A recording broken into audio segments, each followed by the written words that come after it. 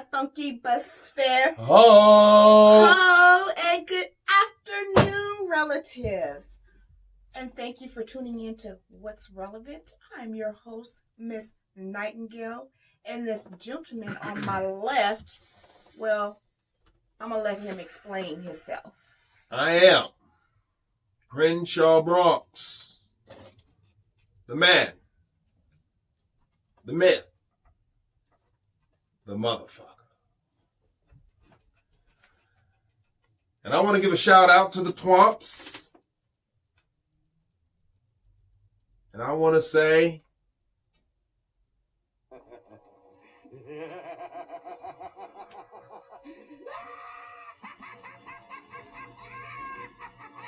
oh, it ain't no honey like 700. Oh, you are so special. That's why, relatives, I must explain this. The Illustrated Bible of New Testament. Mr. Bronx, I hope you're listening because you need this. Galatians. Work at everything you do with all your heart. Work as if you were working for the Lord.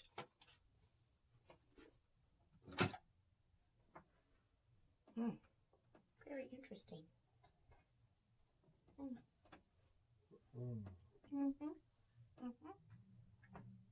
Work. Now see, that goes many different ways. How so? Who is your Lord?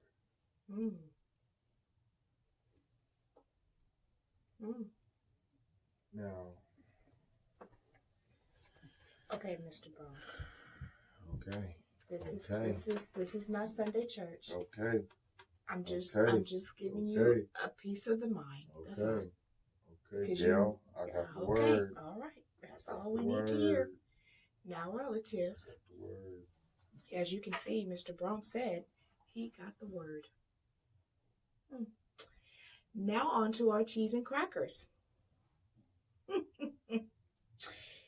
Yes, cheese and crackers.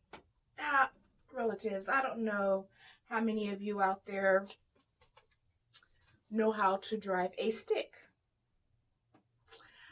I actually taught myself how to drive a stick. It wasn't easy. It was very embarrassing. Mr. Bronx kind of witnessed me stuck, but I learned. I taught myself how to drive that stick. My sister was sitting at home, wouldn't help me. She told me, here, take the keys. Go ahead. Handle your business. I was stuck on the corner.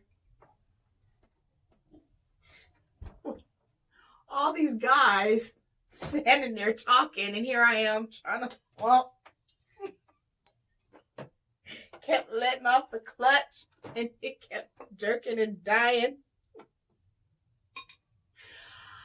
I wanted to just crawl in the black hole because they were just sitting there looking at me. But I was 13 years old. So, 13 years old, and still learned I taught myself how to drive a stick, I did it. I did it at 13, Mr. Bronx. Well, how old were you when you learned how to drive a stick?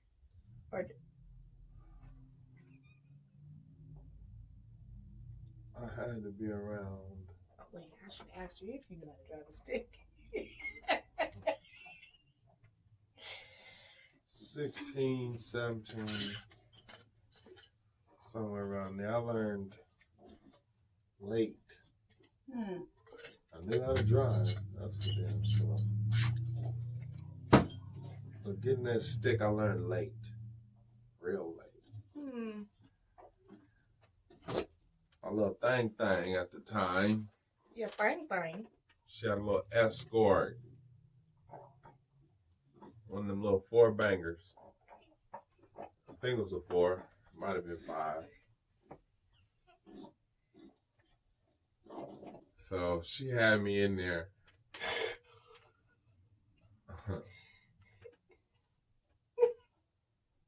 We all on 75th.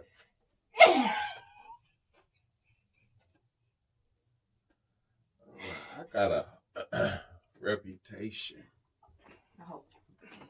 I need to protect. So you're saying nobody could see you driving? Not necessarily that. But I can't be out here learning. I gotta already know. You know? These are things that like I said, I learned late. I was like 16. I should have already been known how to drive a stick. Well, then y'all should have took it to a parking lot. Well, see, this is what happened, right? What is you doing? This is what happened. My daddy bought me a car, and it was a stick. So he told me, figure it out. So now I'm looking for somebody who knows how to drive a stick. And all them lying motherfuckers. Wait. Shit about how they used to drive a stick. They was racing. Ooh wee. They was doing this and doing that. And I had a little faux banger. Hey, you remember when you was telling me you was outrunning the police in the vet with 20 gears? A vet don't have 20 gears. That's not the story I was told. Shit. That's not the story I was told. You must. Who told you that story? Oh, you know man. the story. A vet does not have 20 gears. So next thing you know, I'm like, can you help me learn how to do 4?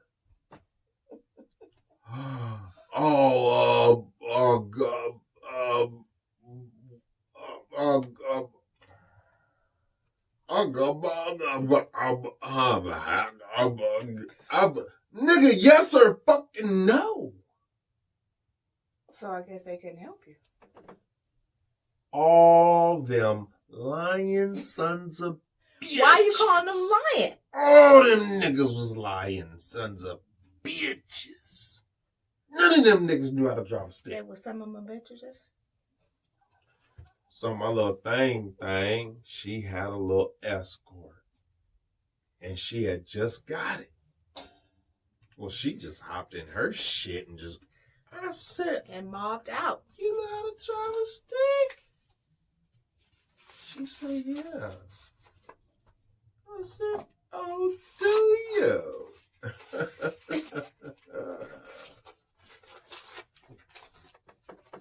So, we on 75th. And I'm just what the fuck? This is some stupid shit. So I put it in reverse because I had to back up down the street so I could start all over. Well, I realized I can back this motherfucker up with no problem. So I started mobbing around the neighborhood in reverse.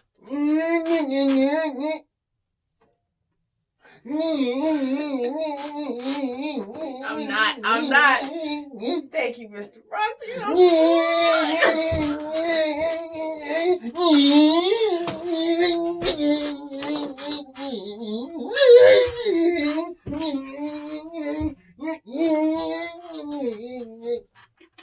Well, what I realized was, now that I understand how to drive now, what I realized was I was learning how to put it in gear by going in reverse, especially when I had to stop or slow down. I was learning how to get that gas clutch ratio thing. popping. And it started working. And that's what I think helped me work better when I started going forwards.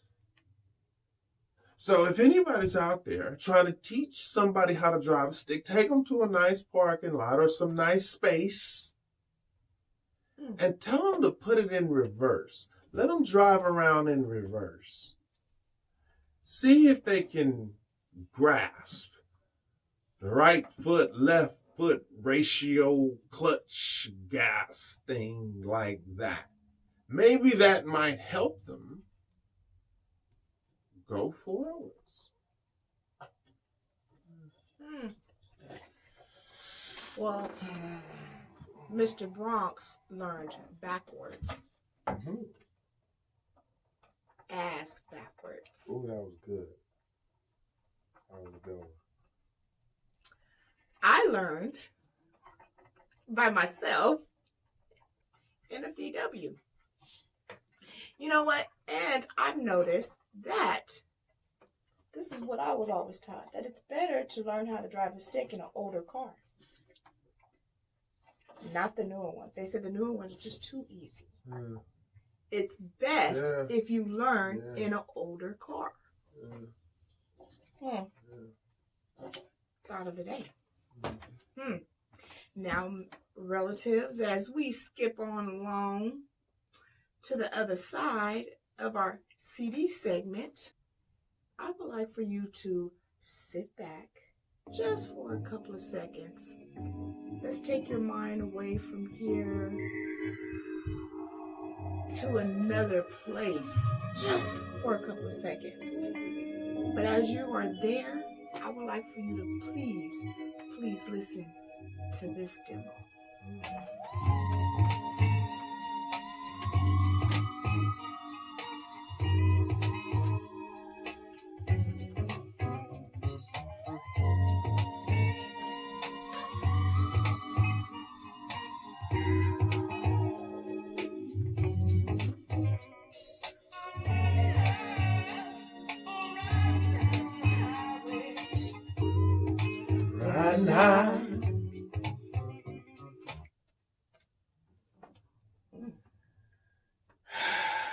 So what do you have for us today, Mr. Bronx? Today? Well, today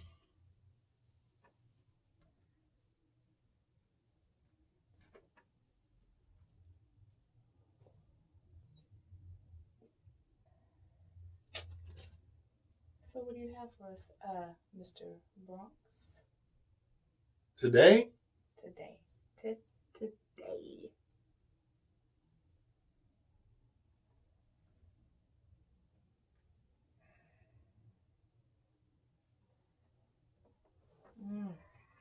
Well,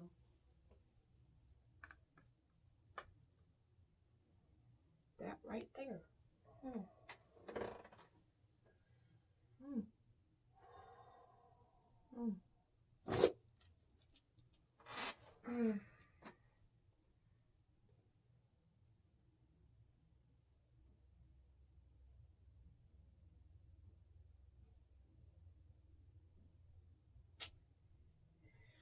Well,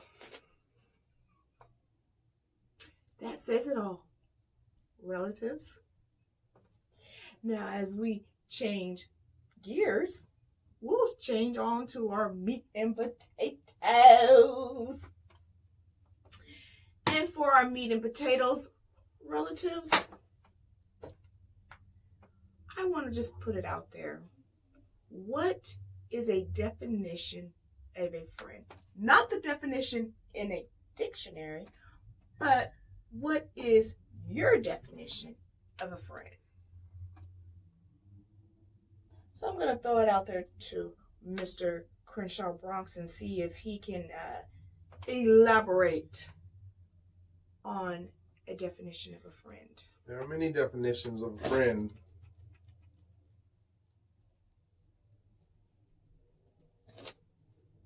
Once you get to a certain level and a certain understanding of what friendship really is.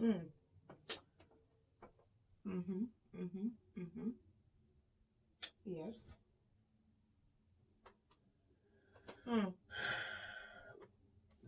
Just to make it straight to the point, you have people who you say are your friends at work. But are they? Then you have people who you say are your friends outside of work. Sometimes both are the same. You think so? Sometimes. But there are different levels of friendship. Yes, it is. You might have a friendship with the mailman. But that's more like of a high and by friendship. You might know him. He might come over to the barbecue. You might know him. He might invite you to the barbecue. You might have a friendship with the mailman.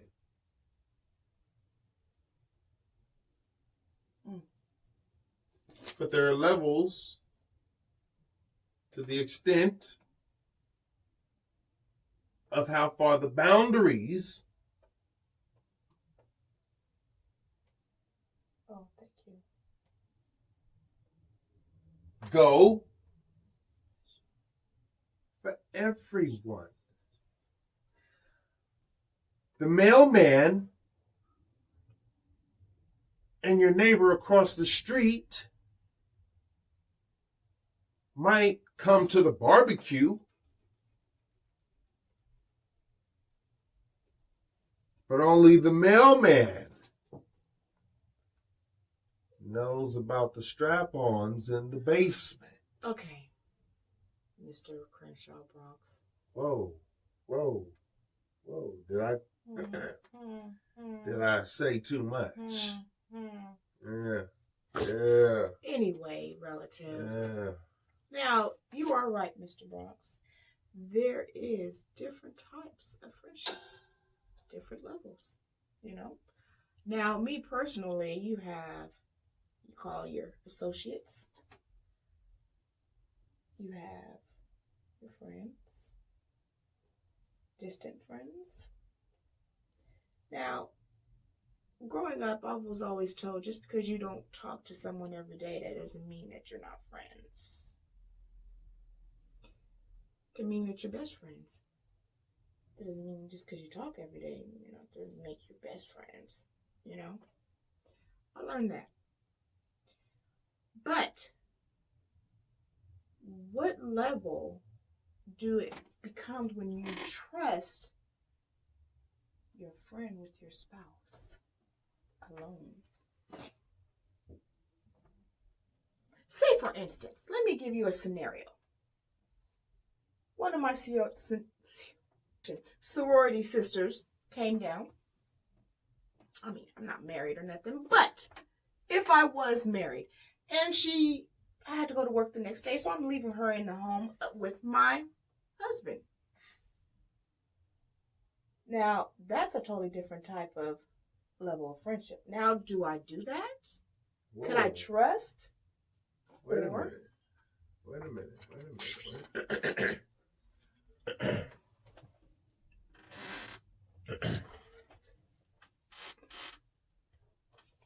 Now you say this is a whole different level of trust, leaving your friend.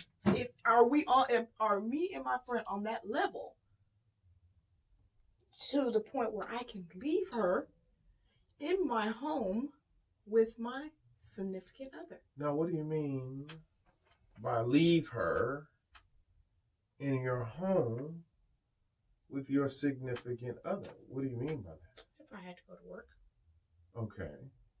If I had to leave, to go to work for the day, and maybe she's gonna get up and do her own thing. But I'm just saying, I had to leave, and my significant other is at home with my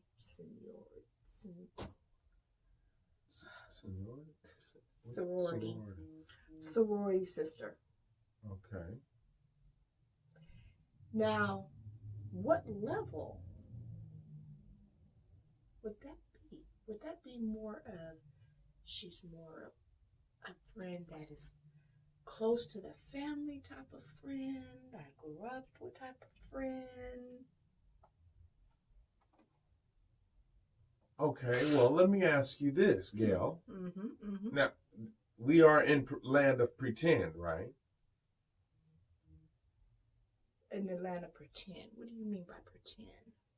Oh, my back. My back.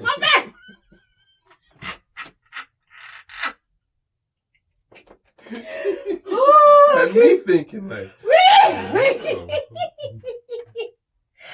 Okay. Sorry. Now, you say, what type of level of friendship is that with your sorority sister? Right. With leaving her in the house with my significant other. With your significant other. So what you're saying is there has to be a level of trust with your seniority sister. There has to be a level of trust with your sorority sister in order for you to leave her in the house alone with your significant other. Am I correct? You are correct. You are so correct, Mr. Bronx. Okay, now,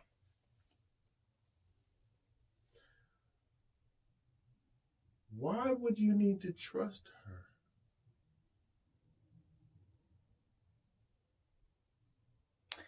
Wouldn't you want trust if you were leaving your significant other in the house with one of your friends? Well, if this was one of my friends and I could not trust them and I didn't know that I couldn't trust them, can't trust all your friends. My significant other would be the first person I would want to sniff that out if I was blind to that fact. Now, I understand what you mean when you say you have to trust your seniority sister, but there's a whole nother way to look at it. Okay.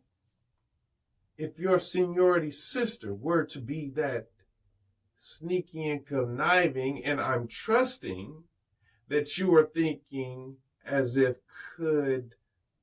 she could possibly have sexual intentions with your significant others, what I'm assuming you are protecting your significant other from, saying you need to trust your sister. My thing is, I wouldn't want to put my significant other in that position. Right. Now, see, I would think that being the significant other, you would want them in that position as many times as possible if violating that position is a violation of the relationship. Okay. I mean, not to say you should trust your sister, but you should trust your significant other. Oh, no. By all means. To whereas it should already be known by body language. Hey, whoa, wait a minute. And I only say that from experience. Which is a tale for another time. Dang. I thought we had them there, relatives. But I just say that from experience. Personal experience. There it is there. Personal.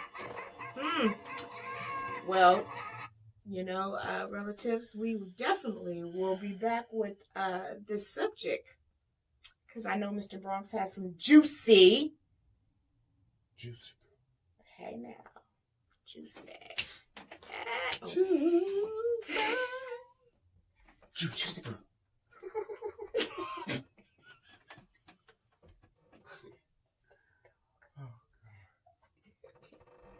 All right.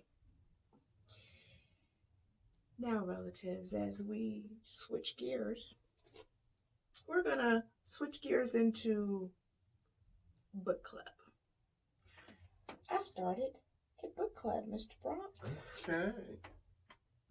And guess what? I had a new member. Well, not so new. But just a little bit new. And it was a police officer. I know you want one. I do. Thank you. Thank you, sir.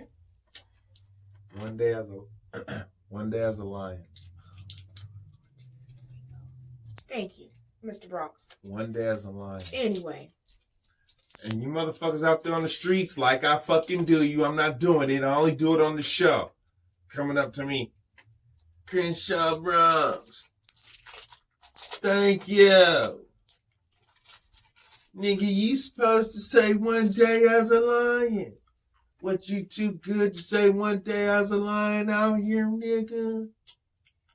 It's only for the show. Nigga, I can't remember to do the shit most of the time now. Thank you, Mr. Bronx, for that brief commercial. But if I remember, nigga, Anyway. I'll hit you with it, nigga. Anyway, like I was saying, Mr. Bronx, I have a new member that's been with us for a month now. And I have to tell the story. I'm going to have to tell the story how I met this member. So, I'm moseying on down the street. Yes. Moseying.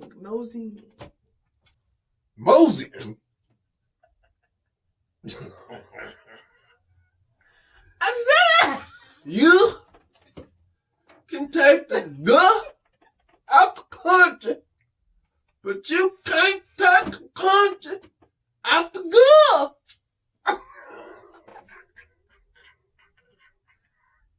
That's fucked up. That's fucked up. You gonna choke on that Jolly Rancher. That's fucked up. He gonna That's choke. fucked up. And what's even more fucked up, if a white person would have said that, niggas would be like, nigga, that was funny. Shut up. Nigga, that was funny. You can take the gun out the gun. Look at that white boy stupid. Anyway, relatives, Oh, God damn it. back to my story of how I met this new member is that I went through a roll. I went through a stop sign, basically. You know, I just kind of rolled, didn't brake all the way. And get pulled over. I knew I was at fault. Okay, I knew. So, yeah, he comes to the window. He asks for a registration. Asks for my insurance. I didn't even say nothing. You know, why even try to talk smart? I knew why I was being pulled over. But he did ask me, you know why I'm pulling you over. So yeah, I understand. I get it. He goes to his car, comes back. He hands me my information. And he happened to look in my middle console, which I'm holding my book that I'm reading. He recognizes the book. He says, good book. So I'm looking like, what's he talking about, good book? He goes, the book in between your middle console. Oh, okay. Thank you. Yes, it is. Very good. Actually, excellent book that I've been reading. So I said, this is a book that me and my book club members are reading at this moment. He says, oh, you're in a book club? That nigga shook his head like that? Yes, he did.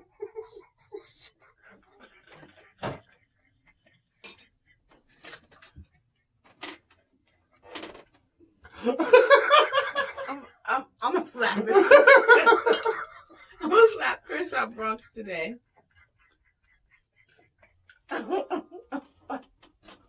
Slap. Because Crenshaw is on one today. Okay, so, yes. Long story short, I invited him over to my book club.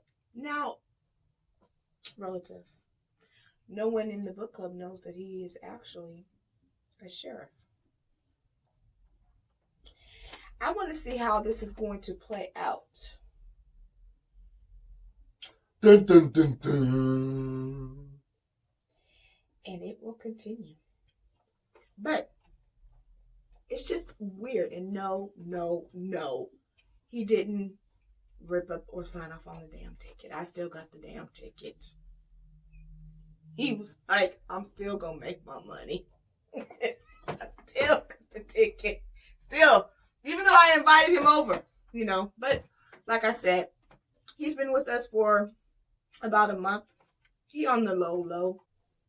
So relatives. Like I said, he's a sheriff and not too many of my members are peeping him out. I'm going to see how many can even actually find out if he is a sheriff. I'm surprised Mr. Bronx hasn't peeped it out. I'm not even going to say who it is. But you act like you know. Do you know? No. That's good. Mr. Bronx is a... No, let me shut up. Anyway, relatives, it's nice to have a sheriff in the house, a police officer in the house.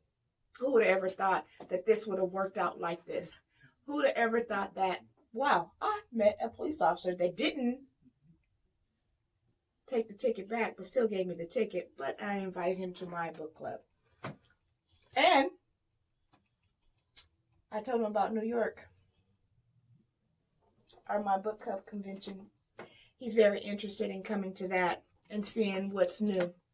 So with that being said, relatives, in my closing, we'll have to see if we'll have a certain type of someone sitting in between me and Mr. Bronx for our next show. So you'll have to tune in and see who will be sitting next to us. And that's what's relevant. Now for our good nights, Mr. Bronx. Do you have any good nights that you'd like to elaborate on?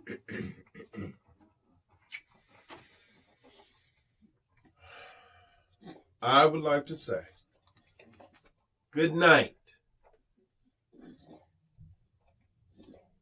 to the mighty Tampa Bay Buccaneers. Very interesting. I would also like to say good night to Lola. Keep mentioning Lola. Very interesting. Well, thank you, Mr. Bronx, for that good nights. And I would like to give a good night out to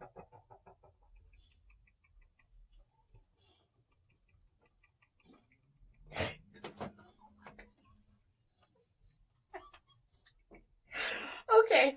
I'd like to give my good night out to First 48. Good night. We need to talk about that show one day. Oh, that's why I brought it up. First 48. And I would like to give a big good night out to James. And that's what's relevant.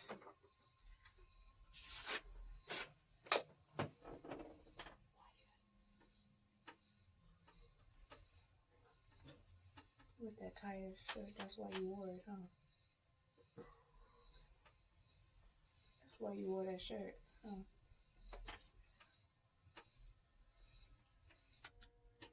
I'm not.